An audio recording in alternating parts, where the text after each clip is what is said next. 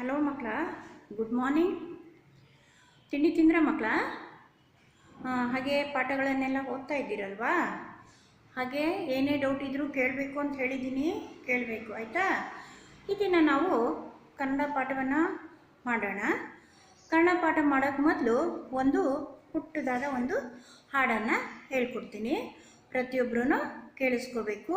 ಹಾಗೆ ಹಾಡುಗಳನ್ನು ನೀವು ಕಲ್ತ್ಕೋಬೇಕು ಮಕ್ಕಳ, ಗೊತ್ತಾಯ್ತಾ? ಈಗ ಒಂದು ಪುಟ್ಟಾಣಿ ಹಾಡು ಹೇಳ್ತೀನಿ, ಕೇಳಿಸ್ಕೊಳ್ಳಿ. ನವಣೆಯ ಕುಟ್ಟಿ ಕುಟ್ಟಿ, ನವಣೆಯ ಕುಟ್ಟಿ ಕುಟ್ಟಿ, ಬೆರಣಿಯ ತಟ್ಟಿ ತಟ್ಟಿ, ನವಣೆಯ ಕುಟ್ಟಿ ಕುಟ್ಟಿ, ಬೆರಣಿಯ ತಟ್ಟಿ ತಟ್ಟಿ, ನೋಯ್ತಾವೆ ನನ್ನ ಎರಡು ರೊಟ್ಟೆ, ನೋಯ್ತಾವೆ ನನ್ನ ಎರಡು ರೊಟ್ಟೆ, ಬೆಳವಾಳ ಸೀಮೆಗೆ ನನಗ್ಯಾಕೆ ಕೊಟ್ಟೆವ್ವ, ನವಣೆಯ ಕುಟ್ಟಿ ಕುಟ್ಟಿ, ನವಣೆಯ ಕುಟ್ಟಿ ಕುಟ್ಟಿ, ಬೆರಣಿಯ ತಟ್ಟಿ ತಟ್ಟಿ, ಬೆರಣಿಯ ತಟ್ಟಿ ತಟ್ಟಿ, ನೋಯ್ತಾವೆ ನನ್ನ ಎರಡು ರೊಟ್ಟೆ, ನೋಯ್ತಾವೆ ನನ್ನ ಎರಡು ರೊಟ್ಟೆ, ಬೆಳಗಳ ಸೀಮೆಗೆ ನನಗ್ಯಾಕೆ ಕೊಟ್ಟವ್ವ, ಬೆಳಗಳ ಸೀಮೆಗೆ ನನಗ್ಯಾಕೆ ಕೊಟ್ಟೆವ್ವ,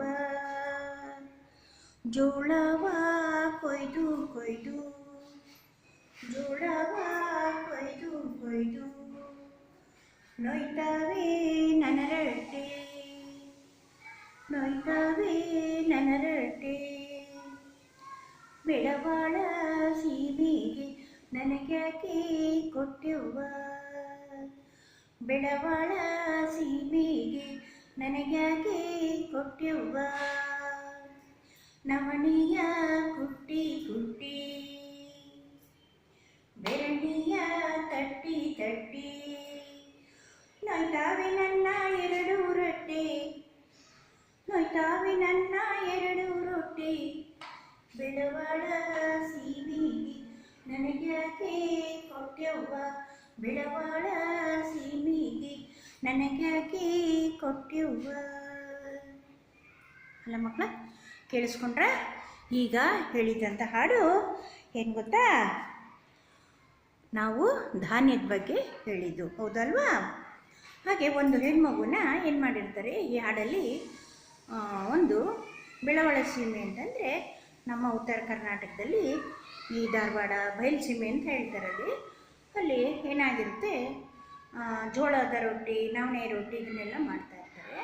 ಅಂಥ ಸೀಮೆಗೆ ಒಂದು ಹೆಣ್ಮಗಳನ್ನು ಕೊಟ್ಬಿಟ್ಟಿರ್ತಾರೆ. ಸದಾಕಾಲ ಆ ಹೆಣ್ಮಗು ಅಲ್ಲಿ ಕೆಲಸವನ್ನು ಮಾಡಿ ಮಾಡಿ ಅದಕ್ಕೆ ತುಂಬ ರೆಟ್ಟೆಗಳೆಲ್ಲ ನೋವಾಗಿರುತ್ತೆ. ಆಗ ಅದು ತನ್ನ ಅಮ್ಮನನ್ನು ಕೇಳ್ಕೊಳ್ಳುತ್ತೆ, ಬೆಳವಳ ಸೀಮೆಗೆ ನನಗೆ ಯಾಕೆ ಕೊಟ್ಟೆವ್ವ ಅಂತ. ಇದು ಒಂದು ಶಿಶು ಗೀತೆನೂ ಆಗುತ್ತೆ, ಜಾನಪದ ಗೀತೆನೂ ಆಗುತ್ತೆ ಅಲ್ವಾ? ಈ ಒಂದು ಹಾಡು ಚೆನ್ನಾಗಿತ್ತಲ್ವಾ? ಈಗ ನಾವು ಏನು ಮಾಡೋಣ, ಸವಿಗನ್ನಡ ಪಾಠಕ್ಕೆ ಹೋಗೋಣ ಅಲ್ವಾ ಮಕ್ಕಳ? ಎಲ್ಲ ರೆಡಿ ಇದ್ದೀರಾ? ಸವಿಗನ್ನಡದಲ್ಲಿ ಈಗಾಗಲೇ ನಾವು ಅಕ್ಷರಗಳನ್ನು ಕಲಿತಾ ಬರ್ತಾ ಇದ್ದೀವಿ, ಹೌದಾ? ಕನ್ನಡ ವರ್ಣಮಾಲೆಯಲ್ಲಿ ಎಷ್ಟು ಅಕ್ಷರಗಳಿವೆ ಗೊತ್ತಿದೆ ತಾನೇ ನಿಮಗೆ? 49 ಅಕ್ಷರಗಳಿವೆ. ಆ ಎಲ್ಲ ಅಕ್ಷರಗಳನ್ನು ನಾವು ಇಲ್ಲಿಂದ ಇಲ್ಲಿ ತನಕ ಆ ಇಂದ ವರೆಗೂ ಇರುವಂಥ ಅಕ್ಷರಗಳನ್ನು ನಾವೇನು ಮಾಡ್ತಾ ಇದ್ದೀವಿ, ಅ ಆ ಇ ಈ ಊರು ಆ ರೀತಿ ಕಲಿತಾ ಇಲ್ಲ. ಹಂತ ಹಂತಗಳನ್ನು ಮಾಡಿಕೊಂಡು 5 ಅಕ್ಷರ 6 ಅಕ್ಷರ ಈ ರೀತಿ ನಾವು ಮಾಡಿಕೊಂಡು ಒಟ್ಟು ಹಂತಗಳನ್ನು ನಾವು ಮಾಡಿಕೊಂಡು ಕಲಿತಾ ಬರ್ತಾ ಇದ್ದೀವಿ. ಒಟ್ಟು 10 ಹಂತಗಳಿವೆ, ಹೌದಾ? ಈಗಾಗಲೇ ನಾವು ಸುಮಾರು ಹಂತಗಳನ್ನು ಕಲ್ತ್ಕೊಂಡ್ವಿ. ಮೊದಲನೇ ಹಂತದಲ್ಲಿ ಏನು ಕಲ್ತ್ವಿ? ರಗಸದ, ಹೌದಾ ಮಕ್ಕಳ? ಮತ್ತು ಅದನ್ನು ನಾನು ನಿಮಗೆ ಮತ್ತೊಮ್ಮೆ ಪುನರಾವರ್ತಿಸ್ತಾ ಇದ್ದೀನಿ. ಮೊದಲನೇ ಹಂತದಲ್ಲಿ ನೀವು ರಗಸದ ಕಲ್ತ್ರಿ ಅಲ್ವಾ? ನಂತರ ಎರಡನೇ ಹಂತದಲ್ಲಿ ಏನು ಕಲ್ತ್ರಿ? ಜಮನ ಬನ. ಹಾಗೆ ಮೂರನೇ ಹಂತದಲ್ಲಿ ಏನು ಕಲ್ತ್ರಿ? ಭಯ ಉದ ರಚ. ಹಾಗೆ ನಾಲ್ಕನೇ ಹಂತದಲ್ಲಿ ಏನು ಕಲ್ತ್ರಿ? ಲಾಯಿ ಮೂಗ ಕಲ್ತ್ರಿ. ಕಲ್ತ್ಕೊಂಡ್ರಿ. ಹಾಗೆ 5ನೇ ಹಂತದಲ್ಲಿ ನೀವೇನು ಕಲ್ತ್ರಿ? ಎ ಐ ಇ ಆ ತಾಳ ಅಂತ ಹೇಳಿ ಕಲ್ತ್ಕೊಂಡ್ವಿ. ಹಾಗೆ 6ನೇ ಹಂತಕ್ಕೆ ಹೋದಾಗ ಓ ಔ ಆ ಶ ಶ ಅಕ್ಷರಗಳನ್ನ ಕಲ್ತ್ಕೊಂಡ್ವಿ. 6 ಹಂತಗಳನ್ನ ಕಲ್ತ್ಕೊಂಡ್ವಿ. ಈಗ ನಾವು 7ನೇ ಹಂತಕ್ಕೆ ಹೋಗ್ಬೇಕಾಗಿದೆ. ಎಷ್ಟನೇ ಹಂತಕ್ಕೆ ಹೋಗ್ಬೇಕಾಗಿದೆ? 7ನೇ ಹಂತಕ್ಕೆ ಹೋಗ್ಬೇಕಾಗಿದೆ. 7ನೇ ಹಂತದಲ್ಲಿ ಯಾವ ಯಾವ ಅಕ್ಷರಗಳಿವೆ ನೋಡಿ ಮಕ್ಕಳ. ಈಗ ನಾವು ಕಲಿಬೇಕಾಗಿರೋದು ಇದು ಯಾವುದು? ಐ. ಯಾವ ಹಂತದಲ್ಲಿ? 7ನೇ ಹಂತ. 7ನೇ ಹಂತದಲ್ಲಿ ಐ ಕಾಣಿಸ್ತಾ ಇದೆಯಾ ಮಕ್ಕಳ? ಐ ರು ನ ಛ ಛ ಓ ಓ ಈ ರೀತಿ ನಾವು ಏನ್ ಮಾಡ್ತಾ ಇದ್ವಿ? ಸವಿಗನ್ನಡದಲ್ಲಿ ಈ ದಿನ ನಾವು ಕಲಿತಾ ಇರೋದು ಐ ರು ನ ಚ ಓ ಅಲ್ವಾ? 6 ಹಂತಗಳನ್ನ ಕಲ್ತ್ಕೊಂಡಿದ್ದೀವಿ ಈಗಾಗಲೇ. 6 ಹಂತಗಳನ್ನು ಕಲಿಯೋದ್ರ ಜೊತೆಗೆ ಆ ಹಂತಗಳಿಂದಲೇ ಬರುವಂತ ಅಕ್ಷರಗಳಿಂದ ಆಗುವಂತ ಪದಗಳನ್ನು ಸಹ ನಾವು ಕಲ್ತ್ಕೊಂಡಿದ್ದೀವಿ. ಹೌದಾ? ಈಗಿನ ನಾವು 7ನೇ ಹಂತಕ್ಕೆ ಹೋಗ್ತಾ ಇದ್ದೀವಿ. ಒಟ್ಟು ಎಷ್ಟು ಹಂತಗಳಿವೆ? 10 ಹಂತಗಳಿವೆ. 7ನೇ ಹಂತ, ಆಮೇಲೆ 8, 9, 10 ಇನ್ನು 3 ಹಂತಗಳಿದಾದ ನಂತರ 3 ಹಂತಗಳನ್ನು ಕಲ್ತ್ರೆ ನಿಮಗೆ ಆ ಹಿನ್ನಳ ಅಕ್ಷರಗಳು ಮಿಶ್ರವಾಗಿರೋದು ನಿಮಗೆ ಗೊತ್ತಾಗುತ್ತೆ ಅಲ್ವಾ? ಸೀದಾ ಬರೀತಾ ಇಲ್ಲ ನಾವು, ಸೀದಾ ಕಲಿತಾ ಇಲ್ಲ ನಾವು, ಮಧ್ಯೆ ಮಧ್ಯೆ ಕಲಿತಾ ಇದ್ದೀವಿ. ಮಿಶ್ರ ಅಕ್ಷರಗಳನ್ನು ಕಲಿತಾ ಇದ್ದೀವಿ. ಹೇಗೆ ಕಲ್ತರೂ ನಾವು 49 ಅಕ್ಷರಗಳನ್ನು ನಾವೇನು ಮಾಡಬೇಕು? ಸಂಪೂರ್ಣ ಮಾಡಲೇಬೇಕು, ಕಲಿಲೇಬೇಕು. ಹಾಗೆ ಆ ಅಕ್ಷರಗಳಿಂದ ಆದಂಥ ಪದಗಳನ್ನು ಸಹ ನಾವು ಏನು ಮಾಡಬೇಕು? ಕಲ್ತ್ಕೋಬೇಕು. ಈಗ ನಾನು ಐ ರು ನ ಛ ಓ ಈ 5 ಅಕ್ಷರಗಳನ್ನ ಕಲಿಯೋದಕ್ಕೆ ಹೋಗೋಣ. ಕಲಿಯೋಕ್ಕೆ ಮೊದಲು ಎಲ್ಲರೂ ಏನು ಮಾಡಬೇಕು? ಪುಸ್ತಕವನ್ನು ತೆಗಿಬೇಕು. ಹೌದಲ್ವಾ? ಸವಿಗನ್ನಡ ಪುಸ್ತಕವನ್ನು ತೆಕ್ಕೊಳ್ಳಿ. ಪುಟದ ಸಂಖ್ಯೆ 47ರಲ್ಲಿ ನಿಮಗೆ ಈ ಪುಟ ಸಿಕ್ಕತ್ತೆ. ಹೌದಾ? ಸಿಗ್ತಾ ಇದೆಯಾ ಮಕ್ಕಳ? ಎಲ್ಲಿದೆ? ಐ ರು ನ ಚ. ಓದೋಣ ಈಗ. ಅಕ್ಷರಾಭ್ಯಾಸ 7. ಆ ಖ ಯಾವತ್ತು ರಕಿಳಿರ ಭಕಿಳಿ ಭ ಯಾವತ್ತು ಸ. ಅಕ್ಷರಾಭ್ಯಾಸ 7. ಇವತ್ತು ಎಲ್ಲಿಗೆ ಹೋಗ್ತಾ ಇದೀವಿ ನಾವು? ಅಕ್ಷರಾಭ್ಯಾಸ 7ಕ್ಕೆ ಹೋಗ್ತಾ ಇದ್ದೀವಿ. ಇಲ್ಲಿರುವಂತ ಅಕ್ಷರ ಯಾವುದು? ಐ. ಹೌದಾ? ಐ ರು ನ ಚ ಓ. ಈಗಾಗಲೇ ನಾನು ಅದನ್ನ ಬೋರ್ಡ್ ಮೇಲೆ ಬರ್ತಿದ್ದೀನಿ. ಐ ರು ನ ಚ ಓ. ಈ 5 ಅಕ್ಷರಗಳನ್ನ ಈಗ ನಾವು ಕಲಿಯುತ್ತಾ ಹೋಗೋಣ.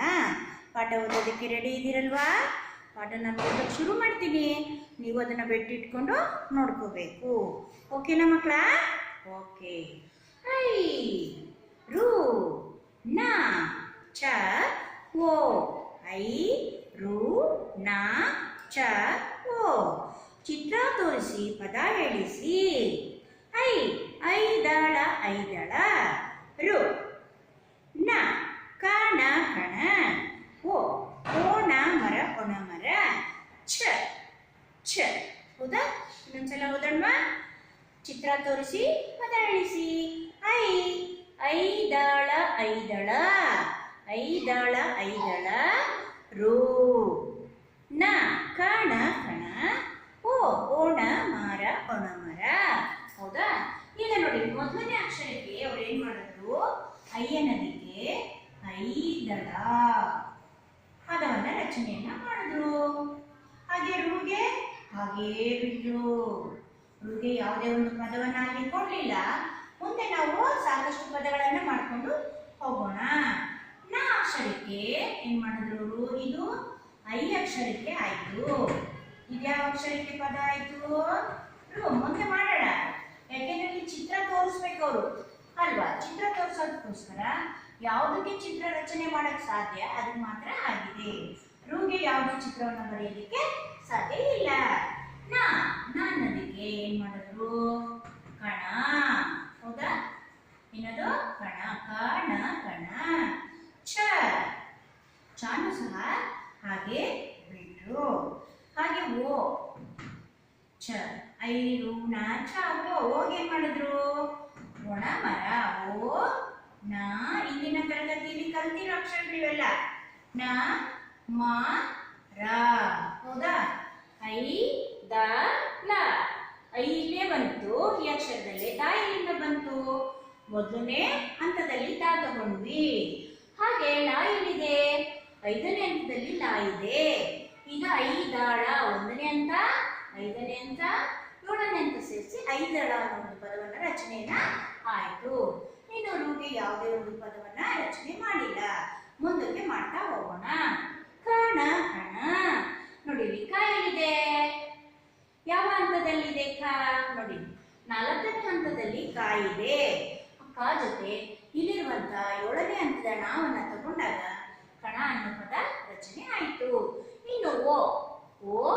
ನ ಓ ಇಲ್ಲೇ ಇದೆ ನಾ ಇಲ್ಲೇ ಇದೆ ಓ ನ ಆಯ್ತು ಮಾ ಎಲ್ಲಿದೆ ಎರಡನೇ ಹಂತದಲ್ಲಿದೆ ಜವಮಾಪನದಲ್ಲಿ ಮಾ ಇದೆ ಮಾ ಒಂದನೇ ಹಂತದಲ್ಲಿ ಮೊದಲನೇ ಅಕ್ಷರನೇ ರ ಓ ಓ ನ ಮ ರ ಅಲ್ವಾ ಒಂದೊಂದು ಹಂತದಲ್ಲೂ ಸಹ ಏನಾಗಿದೆ ಅಕ್ಷರಗಳನ್ನ ತಗೊಂಡು ಆ ಪದಗಳ ರಚನೆಯನ್ನ ಮಾಡಿದ್ದಾರೆ ಹೌದಾ ಈಗ ಇಲ್ಲಿ ಐದಾಳ ಐದಾಳ ಅಂದ್ರೆ ಏನು ಯಾವುದೇ ಒಂದು ಹೂವು ಇರ್ಬೋದು ಈಗ ನೋಡಿ ಹೀಗೆ ಈ ರೀತಿ ಒಂದು ಹೂವು ಬರೆಯೋಣ 1 2 3 4 5 ದಳ ಆಯಿತು ಹೌದಾ ಇದು ಹೂವು ಅನ್ಕೋಣ ಈ ಒಂದು ಹೂವಕ್ಕೆ ದಾಸವಾಳ ಹೂವಿದು ಈ ಒಂದು ಹೂವಕ್ಕೆ ಎಷ್ಟು ದಳ ಇದೆ 1 2 3 4 5 ದಳಗಳಿದ್ರೆ ಅದನ್ನ ಐದಳ ಅಂತೀವಿ ಕಣ ಕಣ ನಿಮಗೆ ಗೊತ್ತೇ ಇದೆ ರಾಶಿ ಧಾನ್ಯದ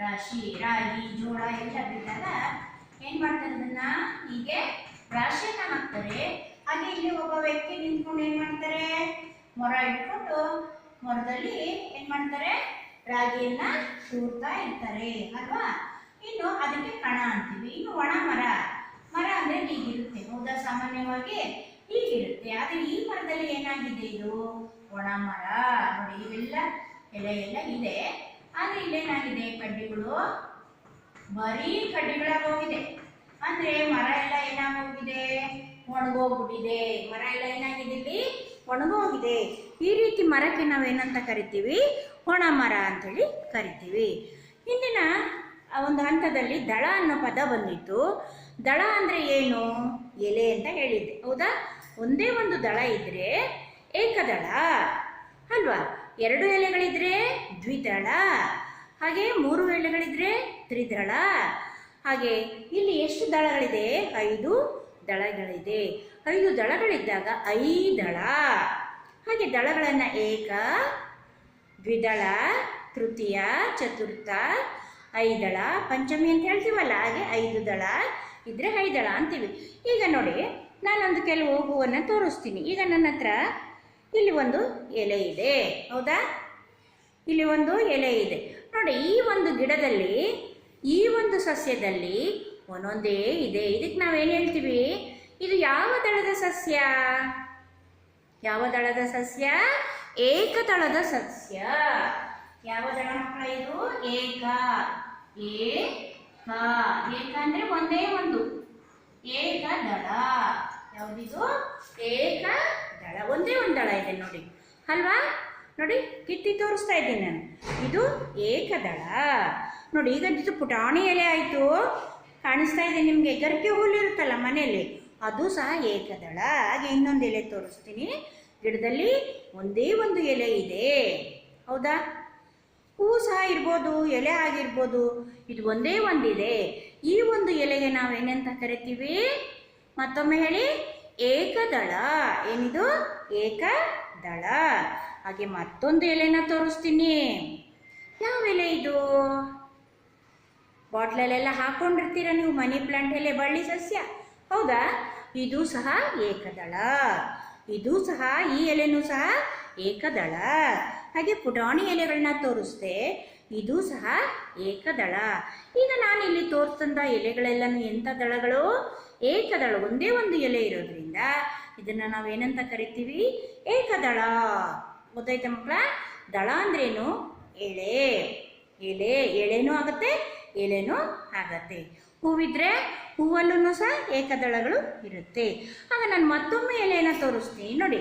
ಇದು ಒಂದಿದು ಕಂಬ, ಆದರೆ ಇಲ್ಲಿ ಎಲೆಗಳೇನಾಗಿದೆ ಒಂದು ಹೂವಿನ ರೀತಿಯಲ್ಲಿದೆ. ಇದು ಎಲೆ ಹೌದಾ, ಹೂವಿರುತ್ತಲ್ಲ ಅದೇ ರೀತಿ ಇಲ್ಲಿದೆ, ಆದರೆ ಎಲೆಗಳು ಹಸಿರು ಬಣ್ಣದಿಂದ ಇದೆ. ಆದರೆ ಇದು ಹೂವಲ್ಲ, ಹೂವಿನ ರೀತಿಯ ದಳ. ನೋಡಿ ಇಲ್ಲಿ ದಳಗಳು ಎಷ್ಟಿವೆ ನೋಡಿ, 1 2 3 4 5 6 7 8 9. ನೋಡಿ ಮಧ್ಯದಲ್ಲಿ ಏನಾಗಿದೆ, ಒಂದೇ ಇದು ಕಡ್ಡಿ ಹೌದಾ, ಒಂದೇ ಕಾಂಡ. ಆ ಕಾಂಡದಲ್ಲಿ ಎಲೆಗಳು ಏನಾಗಿದೆ ಹತ್ತಿರದಲ್ಲಿ ಇದೆ, ಹತ್ತಿರದಲ್ಲಿ ಒಂದೊಂದೇ ಸೆಟ್ಟ ಬಂದಿದೆ. ಒಟ್ಟು ಇಲ್ಲಿ 9 ಎಲೆಗಳು ಬಂದಿದೆ. ಇದು ನೋಡೋಕೆ ಹೇಗಿದೆ, ಹೂವಿದಾಗಿದೆ ಅಲ್ವಾ. ಅದು ಹೂವು ಬಣ್ಣವಾಗಿರುತ್ತೆ. ಯಾವ ಬಣ್ಣ, ಹಳದಿ, ಕೆಂಪು ಅಲ್ವಾ, ಕನಕಾಂಬರ ಈ ರೀತಿ ಬಣ್ಣ ಇರುತ್ತೆ. ಆದರೆ ಇದು ಸಹ ಹೂವಿನ ಮಾದರಿಯಲ್ಲಿದೆ, ಆದರೆ ಇದು ಏಕದಳ ಅಲ್ಲ, ದ್ವಿದಳ ಅಲ್ಲ. ಇಲ್ಲಿ ಒಟ್ಟು ಎಷ್ಟು ಎಣಿಸ್ಕೊಂಡ್ವಿ ನಾವು, ಮತ್ತೊಮ್ಮೆ ಎಣಿಸೋಣ. ಎಣಿಸಿದ್ರೆ ನಿಮಗೆ ಗೊತ್ತಾಗುತ್ತೆ ಇದೆಷ್ಟು ದಳ ಇದೆ ಅಂತೇಳಿ. 1 2 3 4 5 6 7 8 9 ದಳಗಳಿದೆ. ಅದರಿಂದ ಇದನ್ನ ನವದಳಗಳು ಅಂತೀವಿ. ಏನು ಹೇಳ್ತೀವಿ ಮಕ್ಕಳ, ನವದಳಗಳು ಅಂತೇಳಿ ಹೇಳ್ತೀವಿ. ಸೂರ್ಯಕಾಂತಿ ಹೂವು ನೋಡಿರ್ತೀರಲ್ವಾ, ಅದು ಅಷ್ಟೇ ಹಳದಿ ಬಣ್ಣ ಇರುತ್ತೆ, ಮಧ್ಯದಲ್ಲಿ ಕಂದು ಬಣ್ಣ ಇರುತ್ತೆ ಹೌದಾ. ಅದು ಸಹ ಈ ರೀತಿ ದಳಗಳಿಂದನೇ ಕೂಡಿರುತ್ತೆ. ಆ ರೀತಿ ಇವನ್ನೆಲ್ಲ ನಾವೇನಂತೀವಿ, ದಳ. ಗೊತ್ತಾಯ್ತಾ ಮಕ್ಕಳ. ಇದು ಒಂದೇ ಒಂದು ಎಲೆ ಇದೆ, ಇದು ಏಕದಳ.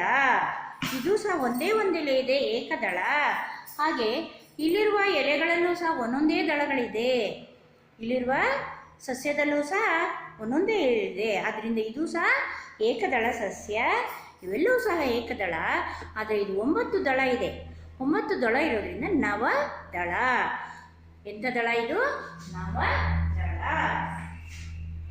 ನವ ಅಂದರೆ 9, ನವದಳ.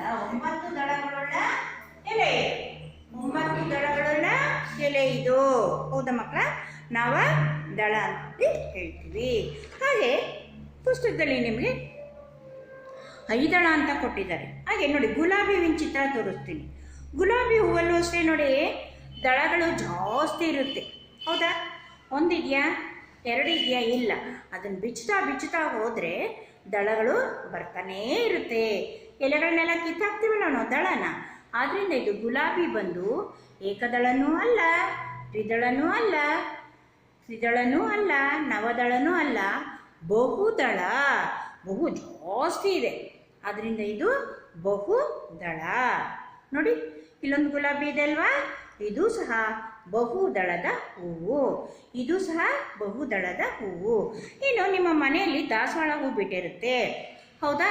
ಆ ದಾಸವಾಳ ಹೂವಲ್ಲಿ 5 ಎಲೆಗಳು ಮಾತ್ರ ಇರುತ್ತೆ. ನಾನು ಚಿತ್ರ ಬರೆದಿದ್ದೀನಿ ನೋಡಿ, ದಾಸವಾಳ ಹೂವಲ್ಲಿ 5 ಎಲೆ ಇರುತ್ತೆ. ಆದರೆ ಇಲ್ಲಿ ನನ್ನ ಕೈಲೊಂದು ಹೂವು ಇದೆ ನೋಡಿ. ಇದರಲ್ಲಿ ಇದು ಗುಲಾಬಿ, ಇದು ದಾಸವಾಳ ಥರನೇ ಇದೆ ಅಲ್ವಾ, ಶೋ ಗಿಡನೇ ಇದು ಹೌದಾ. ಇಲ್ಲಿ ನೋಡಿ ಎಷ್ಟು ಚೆನ್ನಾಗಿದೆ ಅಲ್ವಾ ಇದು. ಇದರಲ್ಲಿ ಎಷ್ಟು ದಳ ಇದೆ ಎಣಿಸೋಣ ನೋಡಿ. ಒಂದು ದಳ ಆಯಿತಾ, 2 ದಳ ಆಯಿತಾ, 3 4 5 6. ಇದೇನಾಯಿತು, 5 ದಳ ಇಲ್ಲ, ಏನಾಗಿದೆ ಇದು 6 ದಳ ಇದೆ ನೋಡಿ. ಇದರಲ್ಲಿ ನಾವು ಒಂದು ದಳನ ಹೀಗೆ ಮಾಡ್ತಾ ಇದ್ದೀನಿ. ಈಗ ಇದನ್ನು ನಾವು 5 ದಳ ಅಂತ ಹೇಳ್ಬೋದು ಹೌದಾ. ಒಂದು ದಳನ ತೆಗ್ದಿದ್ದೀನಿ ನಾನು. ಒಂದು ದಳ, ಏಕದಳ, ದ್ವಿದಳ, ತ್ರಿದಳ, ಚತುರ್ದಳ, 5 ದಳ ಹೌದಾ ಮಕ್ಕಳ. ಈಗ ನನ್ನ ಕೈಯಲ್ಲಿರೋದು ಎಷ್ಟು ದಳದ ಹೂವು, 5 ದಳದ ಹೂವು. ಅದೇ ಇದು ಎಲ್ಲಿರುತ್ತೆ ಹೇಳಿ ಮಕ್ಕಳ, ದಾಸವಾಳ ಹೂವಿನಲ್ಲಿ ಇರುತ್ತೆ. ಈಗ ನಾನು ಒಂದು ಎಲೆಯನ್ನು ತೆಗೆದಾಕ್ತೆ, ಆದ್ದರಿಂದ ಈ ಹೂವನ್ನು ನಾವು ಏನಂತ ಹೇಳ್ಬೋದು, ಈಗ ನಾನು ತೋರಿಸ್ತಾ ಇರೋದು 5 ದಳನೇ, ಆದರೆ ಆ್ಯಕ್ಚುಲಿ ಅದು ಇರೋದು 6 ದಳಗಳು, ಷಡ್ದಳ. 6 ದಳ ಇದ್ರೆ ಅದಕ್ಕೆ ನಾವೇನು ಹೇಳ್ತೀವಿ, ಷಡ್ದಳ. ಈಗ ಒಂದು ದಳನ ನಾನು ಇಲ್ಲಿ ತೆಗೆದೆ, ಆದ್ದರಿಂದ ಇದು 5 ದಳ ಹೌದಾ. ಒಂದು ದಳನ ಕಟ್ ಮಾಡಿದೆ ನೋಡಿ ನಾನು. ಯಾಕೆ ಕಟ್ ಮಾಡಿದೆ, 5 ದಳ ಮಾಡೋದಕ್ಕೋಸ್ಕರ ಕಟ್ ಮಾಡಿದೆ. ಇದು ಒಂದು ದಳ ಹೌದಾ, ಹೂವಿನ ಒಂದು ದಳ. ನಾನು ಒಂದು ದಳವನ್ನು ತೆಗೆದಿದ್ದರಿಂದ ಇಲ್ಲಿ 5 ದಳಗಳು ಉಳ್ಕೊಂತು.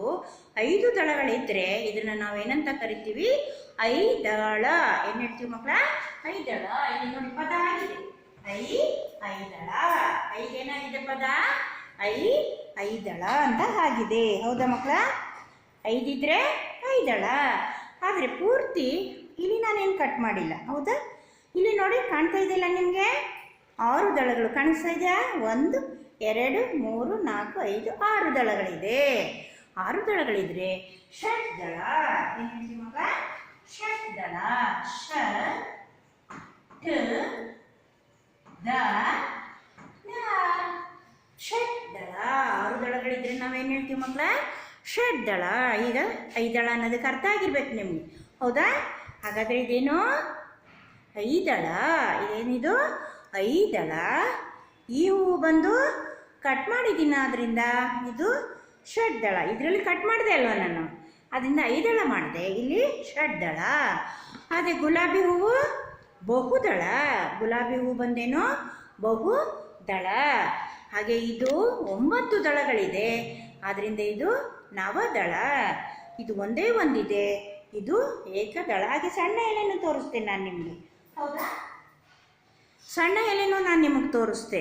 ಒಂದೇ ಎಲೆ. ಇದು ಸಹ ಏಕದಳ. ಇದು ಒಂದೇ ಎಲೆ ನೋಡಿ, ಕೀಳ್ತಾ ಇದ್ರೆ ಒಂದೊಂದೇ ಎಲೆ, ಸಸ್ಯ ಅಷ್ಟೇ ಅಲ್ವಾ? ಈ ಒಂದೊಂದು ಪುಟ್ಟ ಪುಟ್ಟ ಎಲೆಗಳಿಗೇನೆ ನಾವು ದಳ. ನೋಡಿ, ಪುಟ್ಟದ್ರಿಂದ ನಾನು ದೊಡ್ಡದವ್ರಿಗೂ ತೋರಿಸಿದ್ದೀನಿ, ಹೌದಾ?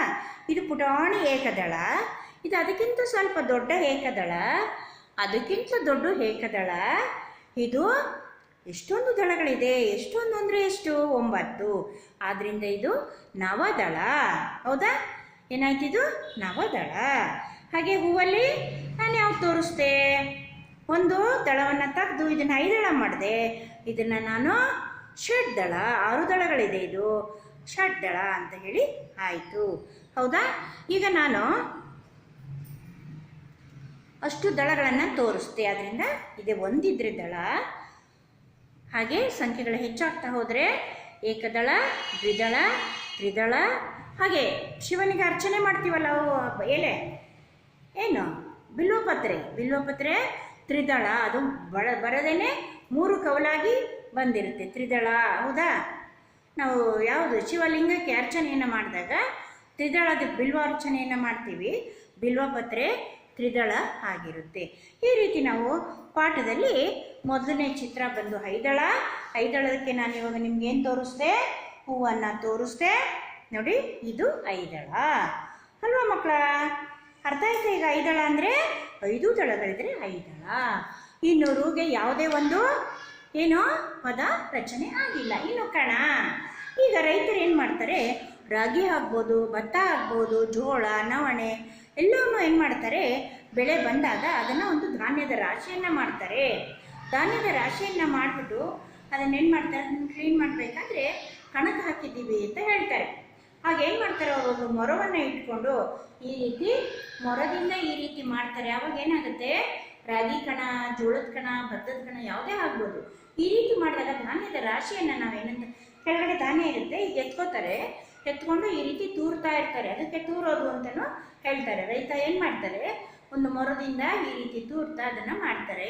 ಆ ಒಂದು ರಾಶಿಗೆ, ಯಾವುದು? ಧಾನ್ಯದ ರಾಶಿಗೆ, ಭತ್ತದ ರಾಶಿ ಆಗ್ಬೋದು, ರಾಗಿಯ ರಾಶಿ ಆಗ್ಬೋದು, ಜೋಳದ ರಾಶಿ ಆಗ್ಬೋದು, ನವಣೆ, ಸಜ್ಜೆ ಯಾವುದನ್ನು ಬೆಳೆದಿರ್ತಾರೋ ಆ ಒಂದು ಧಾನ್ಯದ ರಾಶಿಗೆ ನಾವೇನಂತ ಕರಿತೀವಿ? ಕಣ. ಏನು ಹೇಳ್ತೀವಿ ನಾವು? ಕಣ ಅಂತೇಳಿ ಹೇಳ್ತೀವಿ. ಇನ್ನು ಮುಂದಿನ ಒಂದು ಪದ ಬಂದು ಒಣ ಮರ. ಮರ ಏನಾಗಿದೆ? ಇಲ್ಲಿ ಬರ ಬಂದ್ಬಿಟ್ಟಿದೆ. ಬೆಳೆಗೆ ಯಾವುದೇ ಒಂದು ಬೆಳೆ ಬೆಳಿಬೇಕಾದ್ರೆ ನಮ್ಗೆ ಏನು ಬೇಕು? ಯಾವುದೇ ಒಂದು ಸಸ್ಯ ಬೆಳಿಬೇಕಾದ್ರೆ ಏನು ಬೇಕು? ನೀರು ಬೇಕು, ಬಿಸಿಲು ಬೇಕು, ಹೌದಾ? ಒಳ್ಳೆ ರೀತಿಯ ಗೊಬ್ಬರ ಬೇಕು, ಒಳ್ಳೆ ಮಣ್ಣು ಬೇಕು. ಏನೂ ಸಿಗದೆ ಇದ್ದಾಗ ಅದೇನಾಗುತ್ತೆ? ಮರ ಒಣಗೋಗುತ್ತೆ, ಸಸ್ಯಗಳು ಸಹ ಒಣಗೋಗುತ್ತೆ. ಕೊನೆಗೆ ಅದು ಎಂಥ ಮರ ಆಗೋಗುತ್ತೆ? ಒಣ ಮರ ಆಗೋಗುತ್ತೆ, ಹೌದಾ? ನೋಡಿ, ಯಾಕಿದು ಒಣ ಮರ ಆಯಿತು? ಎಲೆಗಳೆಲ್ಲ ಉದುರೋಗಿದೆ. ಆದ್ದರಿಂದ ಈ ಒಂದು ಮರಕ್ಕೆ ನಾವೇನಂತ ಕರಿತೀವಿ? ಒಣ ಮರ ಅಂಥೇಳಿ ಹೇಳ್ತೀವಿ. ನಂತರ ಈ ಒಣ ಮರ ಚಿಗುರ್ಬೇಕಾದ್ರೆ ಯಾವ ಕಾಲ ಬರಬೇಕು ಗೊತ್ತಾ ಮಕ್ಕಳ? ಚೈತ್ರ ಕಾಲ ಬರಬೇಕು. ಮಾಸ ಗೊತ್ತಲ್ಲ ನಿಮಗೆ? ಚೈತ್ರ, ವೈಶಾಖ, ಜ್ಯೇಷ್ಠ, ಆಷಾಢ, ಶ್ರಾವಣ, ಭಾದ್ರಪದ, ಆಶ್ವೀಜ, ಕಾರ್ತಿಕ, ಮಾರ್ಗಶಿರ, ಪುಷ್ಯ, ಮಾಘ, ಫಾಲ್ಗುಣ. ಈ ಫಾಲ್ಗುಣ ಮಾಸದಲ್ಲಿ ಏನಾಗಿರುತ್ತೆ? ಇದೆಲ್ಲ ಒಣ ಮರಗಳು ಏನಾಗೋಗಿರುತ್ತೆ? ಎಲೆಗಳೆಲ್ಲ ಉದುರಿರುತ್ತೆ. ಮತ್ತು ಚೈತ್ರ ಮಾಸ, ಯುಗಾದಿ ಹಬ್ಬ ಬರುತ್ತೆ ನೋಡಿ. ಯುಗಾದಿ ಹಬ್ಬ ಬಂದಾಗ ಏನಾಗುತ್ತೆ, ಗಿಡಗಳೆಲ್ಲನೂ ಚಿಗುರುತ್ತೆ. ಆಗ ಹಸಿರು ಎಲೆಗಳು ಮತ್ತೆ ಈ ಒಣ ಮರದಲ್ಲೇ ಉತ್ಪನ್ನ ಆಗತ್ತೆ. ಗೊತ್ತಾಯ್ತಾ? ಈ ಒಂದು ಮರಕ್ಕೆ ನಾವೇನಂತೀವಿ, ಒಣ ಮರ ಅಂತೇಳಿ ಹೇಳ್ತೀವಿ. ಈಗ ನಿಮಗೆ ತೋರಿಸಿದಂಥ ಪದಗಳನ್ನು, ಅಕ್ಷರಗಳನ್ನು ನಾನು ನಿಮಗೆ ತೋರಿಸ್ತಾ ಹೋಗ್ತೀನಿ. ಈಗ ನಾವು ಯಾವ ಅಕ್ಷರವನ್ನು ಕಲ್ತ್ರಿ? ಮೊದಲನೇದಾಗಿ ಯಾವ ಅಕ್ಷರ ಇದು? ಕಾಣಿಸ್ತಾ ಇದೆಯಾ? ಯಾವ್ದು ಹೇಳಿ ಮಕ್ಕಳ? ಯಾವುದಿದು? ಕಾಣಿಸ್ತಾ ಇದೆಯಾ? ಐ. ಯಾವ ಅಕ್ಷರ ಇದು? ಐ. ಕಾಣಿಸ್ತಾ ಇದೆಯಾ ನಿಮಗೆ? Okay, I. ಹಾಗೆ ಮುಂದಿನ ಅಕ್ಷರ ರೂ. ಮುಂದಿನ ಅಕ್ಷರ ಏನು? ರೂ. ಅದರ ಮುಂದಿನ ಅಕ್ಷರ ನಾ. ಯಾವುದು? ನ. ಹಾಗೆ ಚ. ಛ. ಮಹಾಪ್ರಾಣ ಇದು ಅಲ್ವಾ? ಛ. ಮತ್ತೆ ಇದು ಓ. ಈ 5 ಅಕ್ಷರಗಳನ್ನು ನಾವೀಗ ಕಲ್ತ್ಕೊಂಡ್ವಿ. ಐ. ಐ ಅನ್ನೋದು ಸಂಧ್ಯಾಕ್ಷರ, ಸ್ವರಾಕ್ಷರದಲ್ಲೇ ಬರುತ್ತೆ. ಈ ಐ ಅನ್ನೋದಕ್ಕೆ ನಾವೇನಂತೀವಿ? ಸಂಧ್ಯಾಕ್ಷರ ಅಂತೇಳಿ ಹೇಳ್ತೀವಿ. ಹಾಗೆ ರು. ರಸ್ವ ಸ್ವರ. ರು ಅನ್ನೋದು ರಸ್ವ ಸ್ವರ, ರಸ್ವ ಸ್ವರ ಅಕ್ಷರ. ನ. ಅನುನಾಸಿಕ. ಇದನ್ನು ನಾವು ಉಚ್ಚರಿಸ್ಬೇಕಂದ್ರೆ ಎಲ್ಲಿಂದ ಉಚ್ಚರಿಸ್ತೀವಿ ಅಂದರೆ ಮೂಗಿನಿಂದ ಉಚ್ಚರಿಸ್ತೀವಿ. ನಾಸಿಕ ಅಂದರೆ ಮೂಗು, ಮೂಗಿನಿಂದ ಸ್ವರ ಬರುತ್ತೆ. ಆದ್ದರಿಂದ ಈ ಒಂದು ಅಕ್ಷರಕ್ಕೆ ನಾವು ಅನುನಾಸಿಕ ಅಂಥೇಳಿ ಹೇಳ್ತೀವಿ. ನೋಡಿ, ನಾ, ಟಾ, ಮಾ, ಜ್ಞಾ, ಇನ್ಯ. ಇವೆಲ್ಲನೂ ಮೂಗಿನಿಂದ, 5 ಅಕ್ಷರಗಳು ಮೂಗಿನಿಂದ ಉಚ್ಚರಿಸೋದು. ಯಾವುದ್ಯಾವುದು? ಜ್ಞಾ, ಇನ್ಯ, ನ, ನ, ಮ. ಇವು ಎಷ್ಟು ಅನುನಾಸಿಕ ಅಕ್ಷರಗಳು. ಈಗ ಇಲ್ಲಿ ಈ ಪಾಠದಲ್ಲಿ ಬಂದಂಥ ನ ಅಕ್ಷರಕ್ಕೆ ಅನುನಾಸಿಕ ಅಂತ ಹೆಸರು ಇದೆ. ಇನ್ನು ಛ. ಛ ಅನ್ನೋದು ನಾವು ಒತ್ತಿ ಹೇಳ್ತಾ ಇರೋದ್ರಿಂದ ಇದು ಮಹಾಪ್ರಾಣ ಅಕ್ಷರ. ಛ ಬಂದು ಮಹಾಪ್ರಾಣ ಅಕ್ಷರ. ಓ. ಓ. ಓ ಅನ್ನೋದಿದು ರಸ್ವ ಸ್ವರ, ಸ್ವರಾಕ್ಷರ. ಅವೆಲ್ಲ ವ್ಯಂಜನಾಕ್ಷರಗಳು. ಇಲ್ಲಿ ಓ ಮತ್ತು ರು ಮಾತ್ರ ಸ್ವರಾಕ್ಷರ ಆಯಿತು, ಮತ್ತು ಐ ಸಹ ಸ್ವರಾಕ್ಷರನೇ ಆಯಿತು. ನ ಮತ್ತು ಚ ಬಂದು ವ್ಯಂಜನಾಕ್ಷರ ಆಯಿತು. ಹೌದಾ? ಈಗ ನಾವು ಐಗೆ ಏನು ಪದ ಮಾಡಿದ್ವಿ? ಯಾವ ಚಿತ್ರವನ್ನು ನೋಡಿದ್ವಿ? ಹೂವಿನ ಚಿತ್ರವನ್ನು ನೋಡಿದ್ವಿ. ಹೌದಾ? ಐ ಅಂದರೆ ಏನು? ಐದಾಳ. ನೋಡಿ, ಈಗ ನಿಮ್ಗೆ ಅರ್ಥ ಆಗುತ್ತೆ. ಐ ಅಂದರೆ ಐದಾಳ. ಐ ಅಂದರೆ ಐದಾಳ. ನೋಡಿ, ನಾನು ಚಿತ್ರ ಸಹ ಬರ್ದಿದ್ದೀನಿ ಇಲ್ಲಿ. ಹಾಗೆ ಪದವನ್ನು ಬರೆದಿದ್ದೀನಿ. ಹಾಗೆ ಹೂವನ್ನು ಸಹ ನಾನು ನಿಮಗೆ ತೋರಿಸ್ತಾ ಇದ್ದೀನಿ. ಹೌದಾ?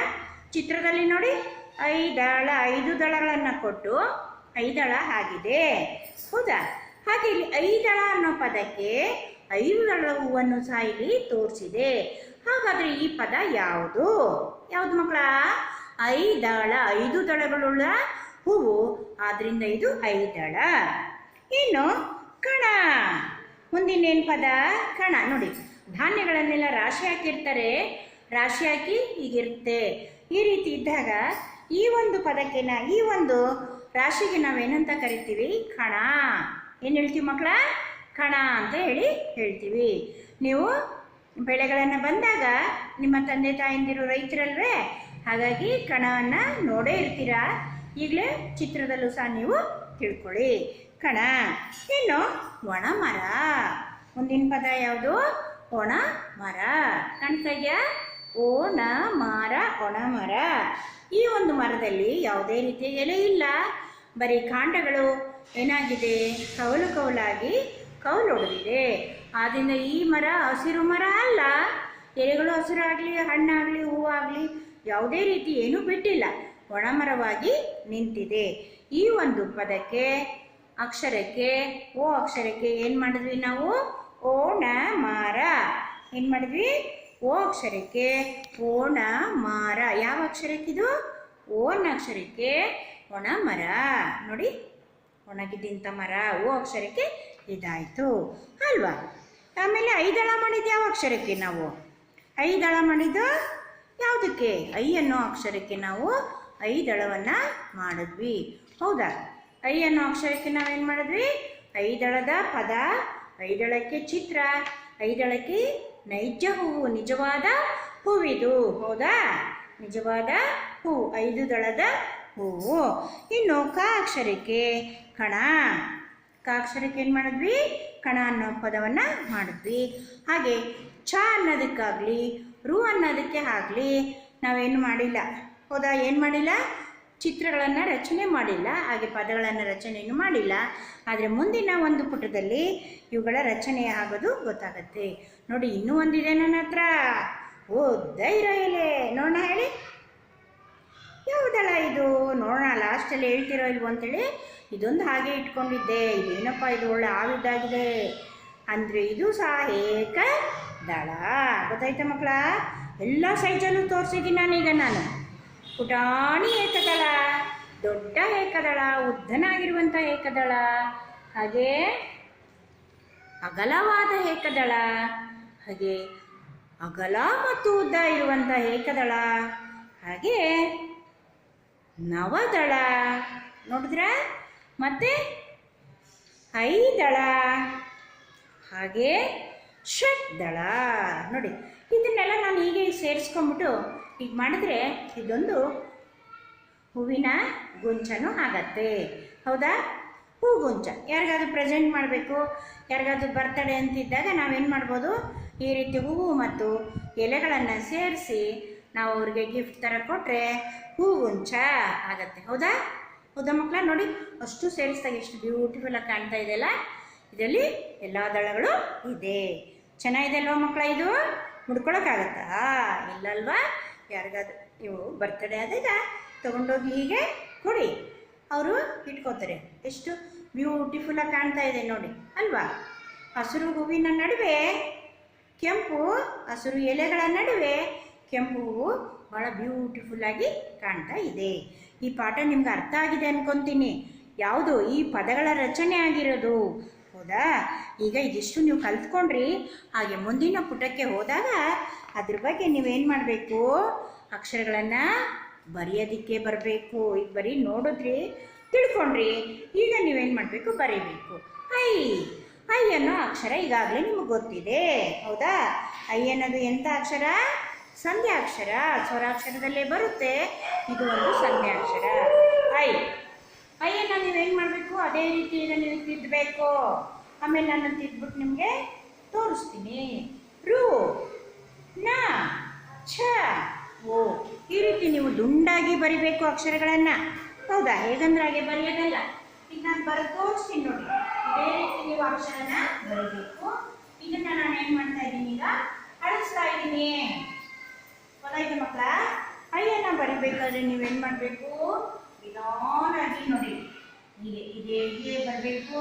ಹೀಗೆ ಬಂದು ಹೀಗೆ ಹೋಗಿ ಹೀಗೆ ಬಂದರೆ ಈ ಅಕ್ಷರ ನಾವೇನಂತೀವಿ? ಐ ಅಲ್ವಾ? ಇನ್ನು ರು ಹೇಗೆ ಬರೆಯೋದು ನೋಡಿ. ಫಸ್ಟ್ ಈಗ ಹಾಕಬೇಕು. ಮೊದಲು ಹೀಗೆ ಹಾಕೋಬೇಕು. ಆಮೇಲೆ ಅದಕ್ಕೆ ಒಂದು ಕೊಂಬನ್ನ ಕೊಡಬೇಕು. ಹಾಗೆ ನೇರವಾದ ತಲಕಟ್ಟನ್ನು ಕೊಡಬೇಕು. ಪುನಃ ಇನ್ನೊಂದು ಕೊಂಬನ್ನ ಕೊಟ್ಟರೆ ಅದು ಮುದ್ದಾದ ರು ಅಕ್ಷರ ಆಗತ್ತೆ.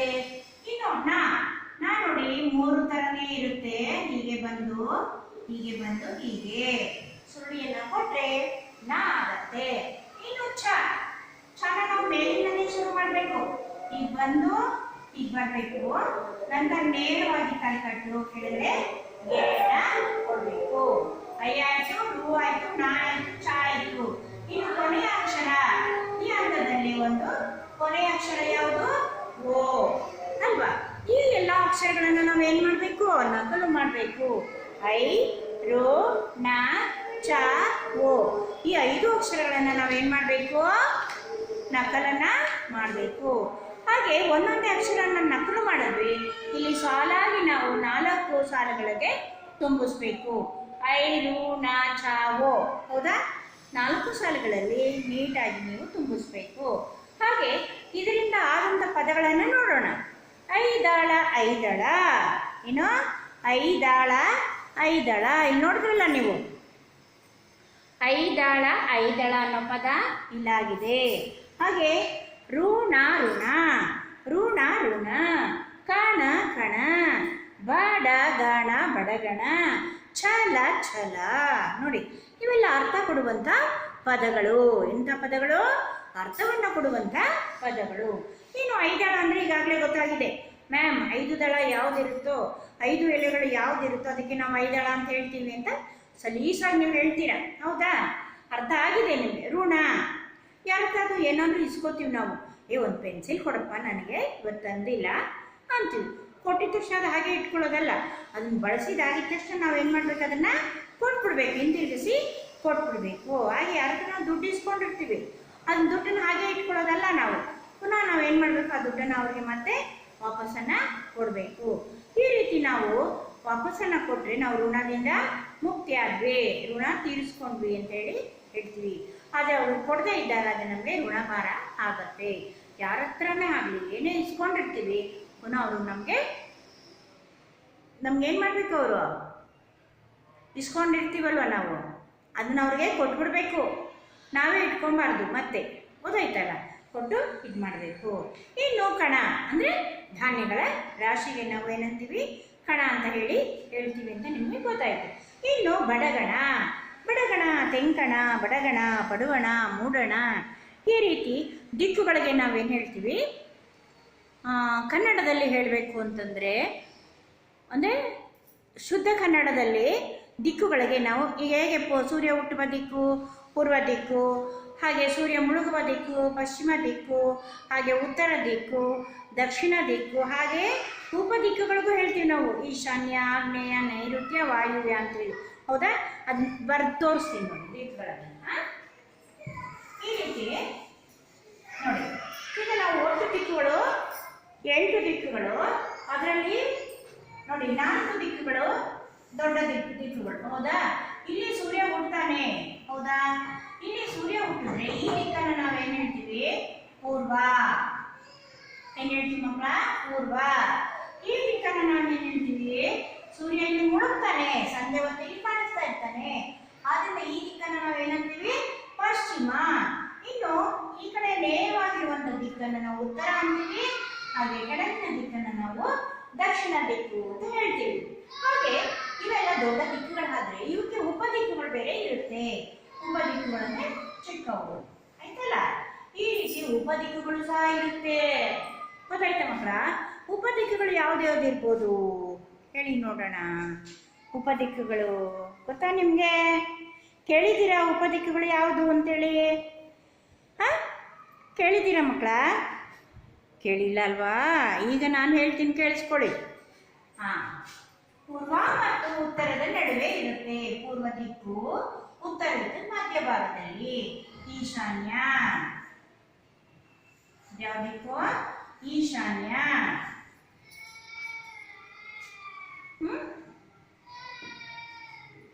ನೈಋತ್ಯ, ಪೂರ್ವ ಮತ್ತು ದಕ್ಷಿಣಕ್ಕೆ ನೈಋತ್ಯ.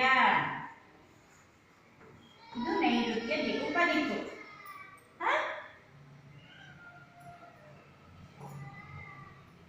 ಇದು ಈಶಾನ್ಯ. ರಾಂಗ್ ಆಯ್ತು ಮಕ್ಕಳ. ಇದು ಯಾವುದು? ಆಗ್ನೇಯ. ಸಾರಿ, ಆಗ್ನೇಯ. ಪೂರ್ವ ಮತ್ತು ದಕ್ಷಿಣಕ್ಕೆ ಆಗ್ನೇಯ ದಿಕ್ಕು. ಇದು ನೈಋತ್ಯದಲ್ಲಿ ಬರುತ್ತೆ.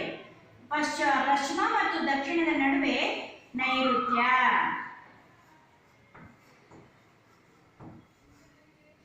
ಇದು ವಾಯುವ್ಯ.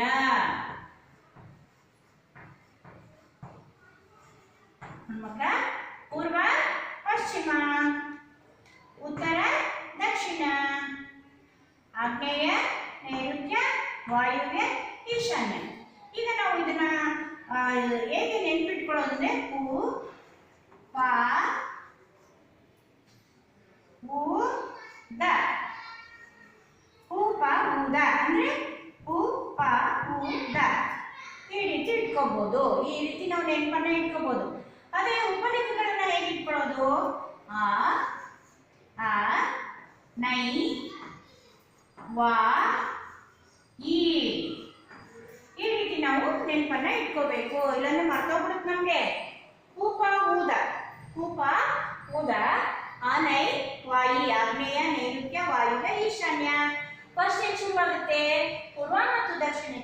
ಆಗ್ನೇಯ ದಿಕ್ಕು. ಮನೇಲಿ ಅಮ್ಮ ಅಡಿಗೆ ಮಾಡ್ತಾರಲ್ಲ, ಅಡಿಗೆ ಕೋಣೆ ಇರುತ್ತಲ್ಲ, ಅಡಿಗೆ ಮಾಡೋದಿಕ್ಕೆ ಆಗ್ನೇಯ ದಿಕ್ಕು ನೆನ್ಪಿಟ್ಕೊಳ್ಳಿ ಅಲ್ವಾ. ಪೂರ್ವ ಮತ್ತು ದಕ್ಷಿಣ ಆಗ್ನೇಯ ದಿಕ್ಕು. ಹಾಗೆ ದಕ್ಷಿಣ ಮತ್ತು ಪಶ್ಚಿಮಕ್ಕೆ ನೈಋತ್ಯ ದಿಕ್ಕು.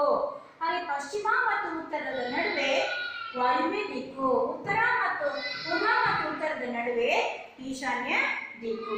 ಈ ರೀತಿ ಪೂಪ ಊದ ಆನೆ ವಾಯಿ ಅಂತ ಹೇಳ್ಬಿಟ್ಟು ನಾವು ದಿಕ್ಕುಗಳನ್ನ ನೆನಪಲ್ಲಿ ಇಟ್ಕೋಬಹುದು. ಅರ್ಥ ಆಯ್ತಾ ಮಕ್ಕಳ? ಹಾಗೆ ಇಲ್ಲೇನಾಗಿದೆ ನೋಡಿ, ಐದಳ ಆಯ್ತು, ಋಣ ಆಯ್ತು, ಕಣ ಆಯ್ತು, ಬಡಗಣ ಅಂತ ಕೊಟ್ಬಿಟ್ರು. ಏನಂತ ಕೊಟ್ರವರು? ಬಡಗಣ. ಅಂದ್ರೆ ನಾವು ಏನು ಮಾಡ್ತೀವಿ, ಬಡಗಣ, ತೆಂಕಣ ಅಂತೆಲ್ಲ ಹೇಳ್ತೀವಲ್ಲ, ಹೀಗೆ ನಾವು ಪೂರ್ವ ಪಶ್ಚಿಮ ಉತ್ತರ ದಕ್ಷಿಣ ಅಂತ ಹೇಗೆ ಹೇಳ್ತೀವೋ, ಈ ಪೂರ್ವ ದಿಕ್ಕಿಗೆ ನಾವು, ಈ ಪೂರ್ವ ಇದೆಯಲ್ಲ ಮಕ್ಕಳ, ಪೂರ್ವ ದಿಕ್ಕಿಗೆ ನಾವು ಪಡುವಣ ಅಂತೀವಿ. ಪೂರ್ವ ದಿಕ್ಕಿಗೆ ನಾವೇನು ಹೇಳ್ತೀವಿ ನೋಡಿ, ಇಲ್ಲೇ ಬರೀತೀವಿ ನೋಡಿ, ಕಾಣಿಸುತ್ತಲ್ವ ನಿಮಗೆ? ಈ ಪೂರ್ವಕ್ಕೆ ನಾವು ಏನು ಹೇಳ್ತೀವಿ? ಪೂರ್ವ ದಿಕ್ಕನ್ನ ಪಡುವಣ ಅಲ್ಲ, ಮೂಡಣ. ಸೂರ್ಯ ಉದಯಿಸುವ ದಿಕ್ಕು ಮೂಡಣ ಅಥವಾ ಮೂಡಲ ಅಂತಾನು ಹೇಳ್ತೀವಿ. ಪಡುವಣ ಅಲ್ಲ, ಇದು ಮೂಡಲ. ಪಶ್ಚಿಮ, ಹಾಗೆ ಉತ್ತರ, ದಕ್ಷಿಣ. ಈ ರೀತಿ 4 ದಿಕ್ಕಿಗೆ ಶುದ್ಧ ಕನ್ನಡದಲ್ಲಿ ಹೇಳ್ತಾರೆ. ಮೂಡಣ, ಪಶ್ಚಿಮಕ್ಕೆ ಪಡುವಣ ದಿಕ್ಕು, ಮೂಡಣ ದಿಕ್ಕು, ಮೂಡಲ ದಿಕ್ಕು. ಉತ್ತರ ತೆಂಕಣ.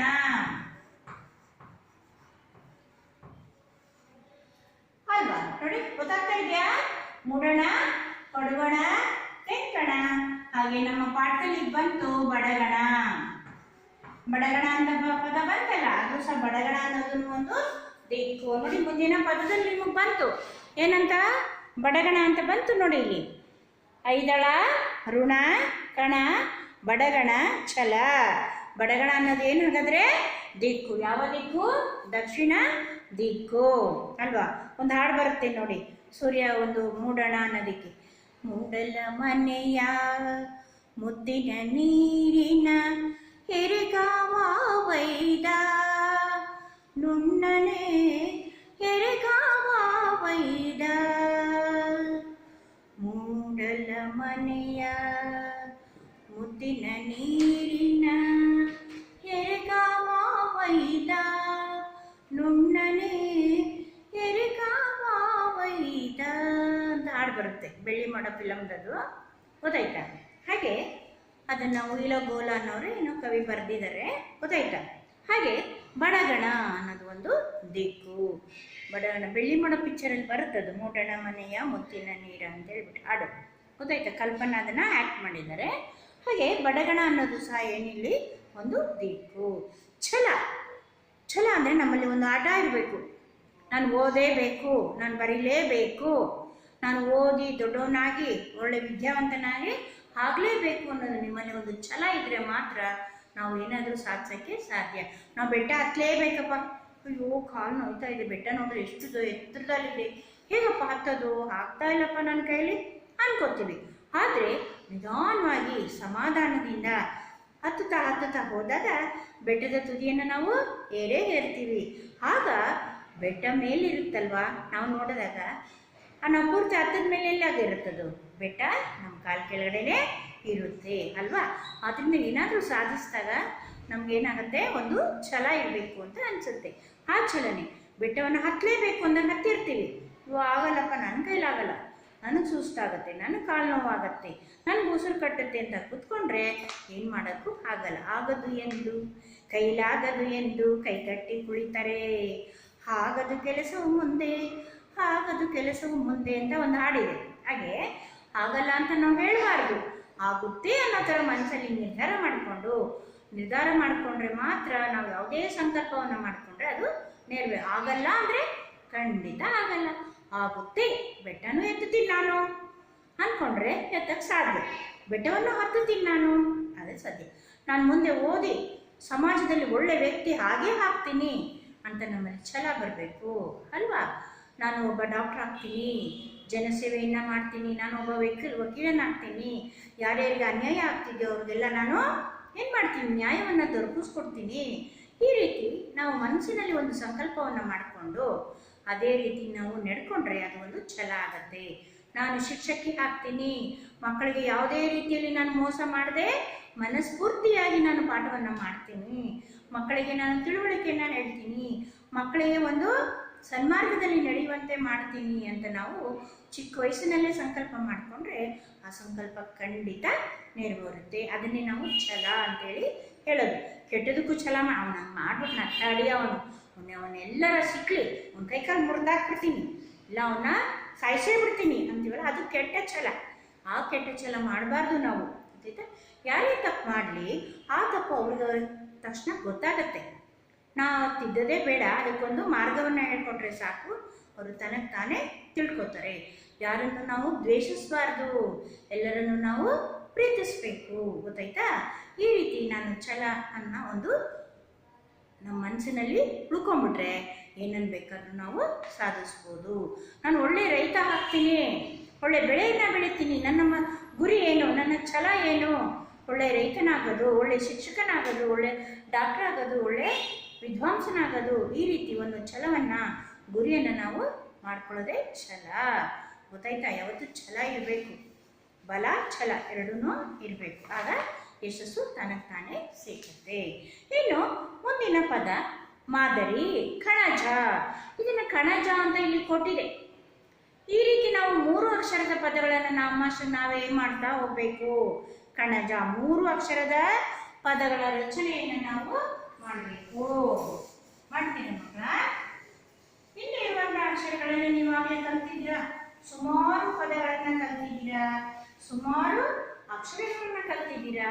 ಅದರಲ್ಲಿ ಅವ್ರು ಒಂದೇ ಒಂದು ಪದವನ್ನು ಮಾಡಿ ತೋರಿಸಿದರೆ ಕಣ